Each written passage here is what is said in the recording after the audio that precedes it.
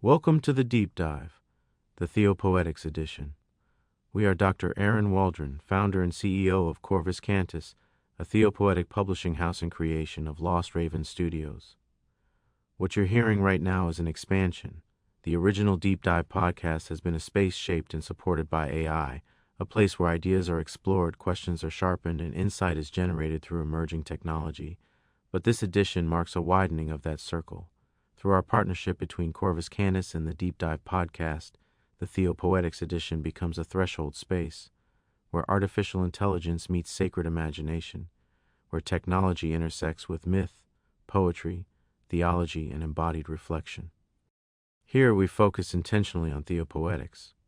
We teach, we inform, we remember, we draw from Theopoetics and the publishings of Corvus Cantus, the books, the dialogues, the voices inhabiting the liminal spaces between doubt and devotion, critique and creativity. This is not systematic theology. This is not rigid dogma.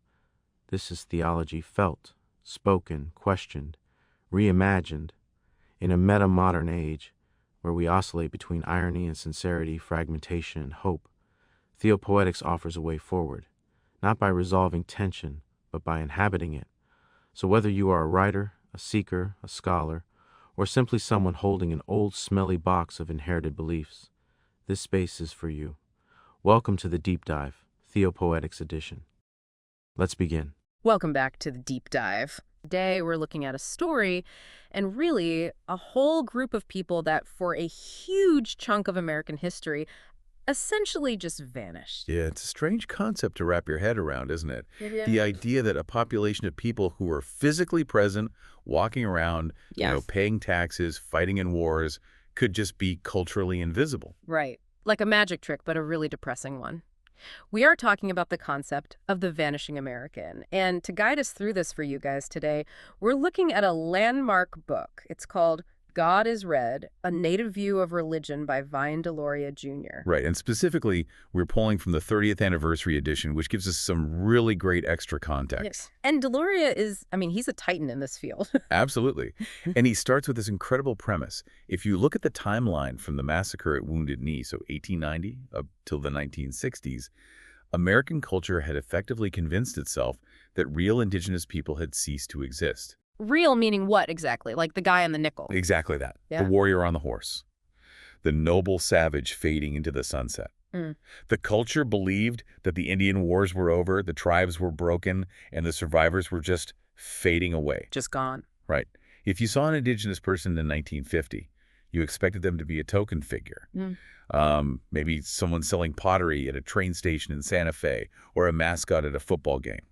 So they were viewed as artifacts, not as people with a political future. Precisely. They were history, and then the 1960s happened. And this is where the book really kicks into gear for me, because Deloria describes this massive explosion. It is not just the anti-war movement or the civil rights movement that we usually hear about. It's the sudden realization by white America that, oh my God, there are thousands upon thousands of angry indigenous people coming out of the woodwork. Deloria describes it so vividly. He talks about people emerging from the canyons, the swamplands, the inner cities, and the establishment was terrified. They kept asking, where did they come from? But God is Red isn't just a history of that surprise. It is an explanation of the why. And that is what I want to get into, because I'm fascinated by the wild stories of the protests, Alcatraz, the fishing raids. But Deloria frames this as way more than just a political struggle. He says this is a collision between two fundamentally different universes. Two different worldviews, yes.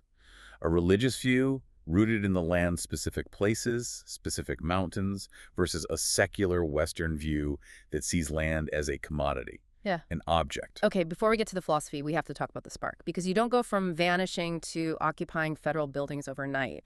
What was the catalyst? Well, ironically, the U.S. government created the movement that came back to bite them. Oh, of course they did. Right. In the 1950s, there were two major policies, termination and relocation. Termination sounds like a sci-fi villain plan. What did that actually mean in legal terms? It was exactly what it sounds like. The goal was to legally end the existence of tribes. The government wanted to stop recognizing them as sovereign nations, sell off the reservation land to private developers, and essentially force indigenous people to melt into the American mainstream. Assimilation by force. Just stop being a tribe, be a citizen. Right. And to speed that up, they had the relocation program. They offered one-way bus tickets to move Native people from reservations into major cities: Los Angeles, San Francisco, Chicago, Minneapolis. Wow. They promised job training, good housing, the whole American dream. I am guessing the brochure didn't match the reality. Not even close. They arrived and often found the jobs didn't exist, or they were just low-wage labor. They ended up in ghettos. Yeah. But here is the unintended consequence that Deloria points out. Okay. By taking people from dozens of different tribes, Sioux, Navajo, Chippewa, and dumping them into the same urban neighborhoods, the government created something new. They created a community. A pan-Indian community. Suddenly, a Navajo guy and a Sioux guy are neighbors in Los Angeles. They start comparing notes. They realize, wait, they broke your treaty too. They took your land too. So the government accidentally built the headquarters for the resistance. Exactly. Yeah. This urban generation knew how to navigate the white world. They spoke English. They understood the media. And by 1969, they were ready to make a scene. And the first big stage was Alcatraz. I love this story. I think most people know that Native activists took over the abandoned prison island in San Francisco Bay. But reading Deloria's account, the humor of it is what strikes me. They weren't just angry, they were funny. It was brilliant satire. The group called themselves Indians of all tribes. They issued a formal proclamation regarding the island. Now, usually, when you claim land, you claim it because it is rich in resources, right? Right. Gold, oil, water. They claimed Alcatraz because it was terrible. Walk us through that logic. They argued that Alcatraz was the perfect site for an Indian reservation because it possessed all the necessary characteristics. It had no running water, it had no healthcare facilities, had no employment opportunities, there were no functioning schools, and the soil was rocky and completely unfit for growing food. That is a mic drop. They are saying this prison is exactly like the land you forced us onto. It shamed the government with humor. And it worked. It became a huge celebrity cause. You had movie stars taking boats out to the island. The band Creedence Clearwater Revival, who wrote Bad Moon Rising, they actually donated a boat to help them run supplies. That is wild. It was a massive cultural moment. And Deloria is very clear on this. Not every protest was a media-friendly party with rock stars. While Alcatraz was happening, things were getting violent in the Pacific Northwest. This is the fishing rights struggle. And this is where that clash of worldviews stops being theoretical and starts involving riot gear. So set the scene for us. Why were they fighting over fish? In Washington state, the tribes had signed treaties in the 1850s. Those treaties explicitly guaranteed their right to fish in their usual and accustomed grounds. This is the law of the land. But by the 1960s, the state government decided those treaties were inconvenient. Let me guess. They blamed the Indians for overfishing. That was the exact narrative. They called it conservation. State agencies started arresting native fishermen, claiming they were destroying the salmon runs. But Deloria points out the massive hypocrisy here. Which was? At the exact same time they were arresting a guy for catching a few fish to feed his family, the state was allowing massive commercial fleets to scoop up millions of salmon right offshore. So conservation was just code for saving the inventory for the corporations. Precisely. And the enforcement was brutal. This wasn't just a fine. Deloria describes a raid in Tacoma in 1970 that reads like a battlefield report. Yeah, the details here are rough. We are talking about police hiding in the bushes with telescopic rifles. It was a paramilitary ambush. They used tear gas on families. There's a specific account of a young woman, Allison Bridges. Deloria notes she was tiny, maybe 5 feet tall, less than 100 pounds. And she wasn't just arrested. No. 6 policemen tackled her. 6 grown men in riot gear threw this 100-pound woman face down in the mud and handcuffed her. It was excessive force designed to terrorize. God. And they went after the property, too. Right. They didn't just take the nets. They impounded the Indians' cars and accidentally destroyed them while in custody. Slashed tires, smashed engines. It was state-sponsored vandalism. And the kicker to all of this is that the Indians were right. Legally right. Eventually, yes, it took years, but the courts finally ruled in the famous Bolt decision that the state had been acting illegally the whole time. The tribes won the right to 50% of the harvest. Wow. But in the moment, in the 1970s, it felt like a war they were losing. So you have this intense struggle for the rights of the living. But then Deloria shifts gears in the book to something that I found even more disturbing. It's like a psychological horror movie. He calls it the dead versus the living. This is part 2 of his argument, and it is crucial. Deloria identifies what he calls the respect paradox. You have these white institutions, universities, museums, historical societies, who claim they love Indian culture. They want to preserve it. But their way of preserving it is digging it up. Exactly. They preserve the culture by desecrating the graves. There is that story about the excavation in Minnesota. Yes.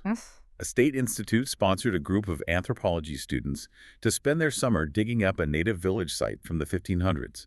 It was treated as a summer camp activity. And then the American Indian movement shows up. They did. They took the shovels away from the students, filled the trenches back in, and burned the field notes. They shut it down. And the reaction from the students wasn't anger, was it? It was confusion. It was tears. They were crying. One student told the activists, "We were just trying to preserve your culture." They genuinely couldn't understand why living Native people would be upset that their ancestors were being dug up. That is such a disconnect. To the student, it is a science project. To the activist, that is grandma. And nowhere is this double standard clearer than the Iowa highway scandal of 1971. This is a story that really exposes the racism inherent in the science of that time. Okay, lay this one out for everyone. A highway construction crew hits a cemetery. Right, correct. They uncovered 27 bodies. Now, 26 of them are identified as white settlers. Those bodies are treated with immediate reverence. Work stops. They are carefully reburied in a local cemetery. A priest probably says a few words. And body number 27. Body number 27 was a woman. She was found with some glass beads. Because of the beads, the state archaeologist decided she was probably Indian. So she doesn't get a burial. She gets packed in a box and taken to a museum in Iowa City for study. Wait, because she had glass beads. That is the irony Deloria hammers home. He points out that plenty of white grandmothers in that area in the 1800s wore glass beads.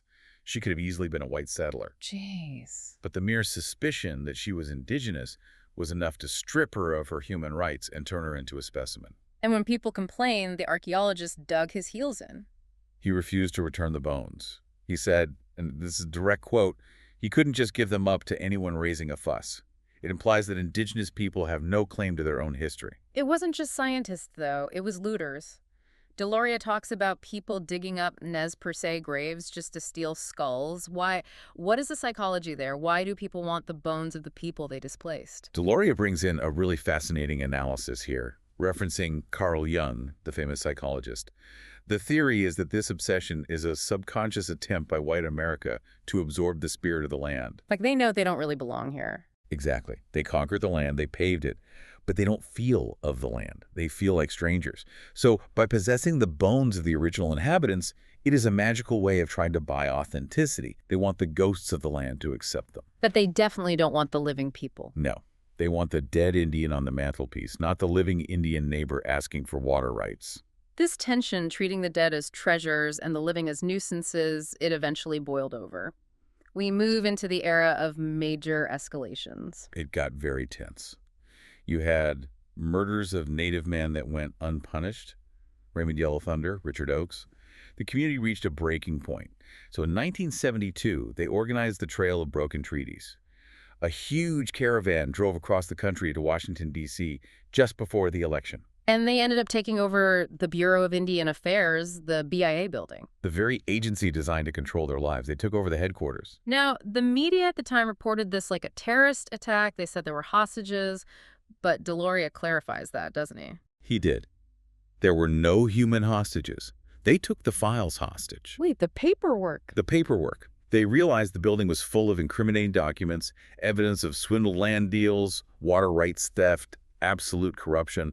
So they loaded up panel trucks with federal records and drove them into hiding. They were liberating the truth. The Washington Post later said the occupation caused more damage to a federal building than the British did in the War of 1812. It was a massive disruption, and it led directly to the climax of the movement, which was Wounded Knee II in 1973. This was the media spectacle of the century. You have AIM activists holding out against federal marshals and tribal police at the site of the 1890 massacre. It was surreal. You had armored personnel carriers surrounding a church. You had tracers lighting up the night sky. And you had Marlon Brando sending Sacheen Littlefeather to refuse his Oscar on live TV in support of them. But amidst all that high drama, there is one specific story from Wounded Knee that Deloria tells, and I think it perfectly captures how smart these activists were. It is the story about the cow. Ah, yes, the cattle ploy. So the occupiers are starving.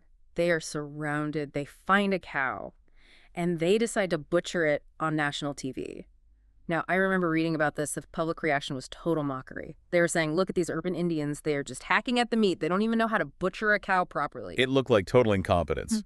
But Deloria explains it was actually legal genius. How so? Well, these guys knew the law inside and out. They knew that if you butcher a cow correctly, using the specific cuts, the flank, the loin, you can be charged with cattle rustling. Which is a serious felony. Huge prison time. Yeah. But if you just hack the animal to pieces that is not rustling, legally, that is malicious mischief or vandalism, misdemeanor. So while they were starving, surrounded by the FBI, they were thinking, how do we minimize our prison sentence in 6 months? That is 4D chess. They were playing a completely different game than the media realized. And this is the sad part of the book. Despite the cleverness, despite the bravery, despite the headlines, Deloria argues there was still a massive barrier. The American public consumed the spectacle, but they didn't get the message. This brings us to the Indians of the American imagination. Because at the exact same time Wounded Knee is happening, books about Indians are flying off the shelves. But not books about AIM. No. The massive bestseller of that era was Bury My Heart at Wounded Knee by D. Brown. Which, to be fair, is a classic. I have read it. It is powerful. It is a great book. But Deloria asks, why that book? Why then? And his answer is that it was safe. It deals with a period from 1860 to 1890. It allows the reader to weep over the tragic warrior like Crazy Horse or the wise elder like Chief Joseph. But the key is, they are dead. They are gone. It is easy to sympathize with a tragedy that is already finished. Exactly. It demands nothing of you. Deloria calls this the conceptual barrier. Americans love the fantasy of the Indian who fades into the sunset. They buy anthologies of old speeches, books like Touch the Earth, with sepia-toned photos because it makes them feel sentimental. But they rejected books about modern problems, poverty, legal jurisdiction, fishing rights. Because if you acknowledge the modern problems, you might have to actually do something about them. Right. If I cry over Chief Joseph, I am a good person with a big heart. If I ignore the guy fishing in the river next to me being beaten by cops, well, that is just politics. So looking back at this explosion in the 70s, did they win? It is a complex scorecard. The leadership was exhausted by the trials after Wounded Knee. The legal system effectively checkmated the movement by tying them up in court for years. However, they birthed legislation that changed the fabric of Native life. Things like the Indian Child Welfare Act. Yes, that stopped the practice of taking Native children from their families. And the Religious Freedom Resolution, which finally allowed them to practice their ceremonies legally. We have to remember, for a long time, practicing those religions was effectively illegal. So the political wins were real. But Deloria leaves us with something bigger than legislation. He ends the book with a philosophical challenge that feels even more relevant today than it did in the 70s. He does. And this is the deep dive part of his thesis. He distinguishes between natural peoples and hybrid peoples. Unpack that for us. What is the difference? Deloria suggests that natural peoples, and he is speaking of indigenous cultures globally, not just in the U.S., represent a tradition that views the land as a personality. You have a relationship with the earth. It involves cyclical time. You are part of the system. And hybrid people. He is pointing largely at Western and Near Eastern traditions, Christianity, Judaism, Islam, and secular Western science. He argues these cultures are engineered to view the planet as an object. They view time as linear progress, progress, progress. And the Earth is just a staging ground for human history, a resource to be used up until we move on to the next thing. We are extraction machines. And Deloria predicts that this hybrid worldview inevitably leads to destruction. He warns that we are reaching the nth degree of exploitation.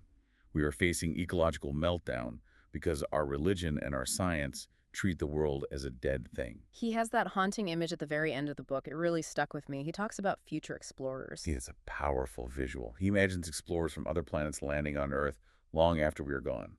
They walk through the earthly wasteland we left behind, and they don't marvel at our skyscrapers or our highways or our technology. What do they see? They wonder why we were so blind. They wonder why we couldn't accept our own finitude, why we couldn't treat the Earth as a living being instead of a gas station. And that is the ultimate argument of God is Red. The indigenous view isn't just cultural heritage to be preserved in a museum. It might be the only instruction manual we have for survival. It is a shift from asking, how do we solve the Indian problem, to asking, how do the indigenous views solve the human problem? A powerful place to leave it. I mean, there is something for you to mull over today. How do you view the land you are standing on? Is it a resource or is it a relationship? That is our deep dive into God is Red. It challenges how we look at history, but maybe more importantly, how we look at the ground beneath our feet right now. Thanks for listening. Always a pleasure.